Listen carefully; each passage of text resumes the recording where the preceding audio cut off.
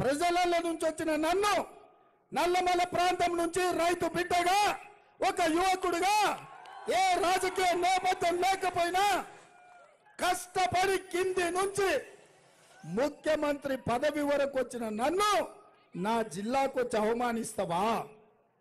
ఇది న్యాయమా? ఇది నీకు ధర్మమా? ఇవాళ సవాలు విసురుతున్న ఈ జిల్లాలో ఎవరినైనా అడగండి, ఏ యువకునైనా కదిలించండి, ఏ ఆడబిడ్డనైనా పలకరించండి.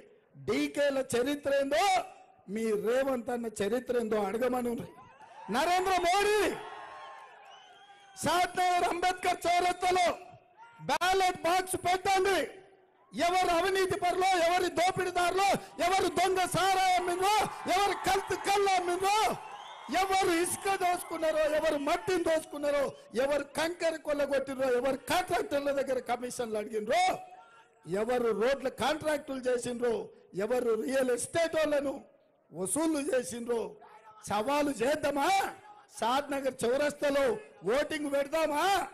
ఒకవేళ ఈ షాద్నగర్ చౌరస్తాలో నాది తప్పని తేలితే నేను అంబేద్కర్ సాక్షిగా ఈ చౌరస్తాలో ముక్కు నేలకు రాస్తా.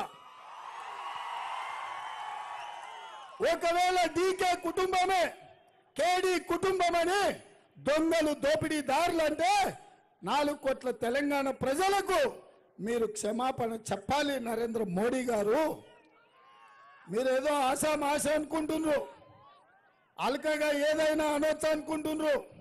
ఇది మీ గౌరవానికి మంచిది కాదు, మీ హోదాకి గౌరవం తెచ్చిపెట్టదు.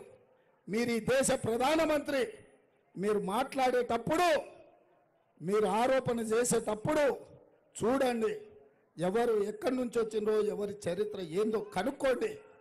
ఇవాళటి వరకు కార్యకర్తల కష్టంతో, కార్యకర్తలు తమ చెమటను తమ రక్తాన్ని చెమటగా మార్చి దారబోసి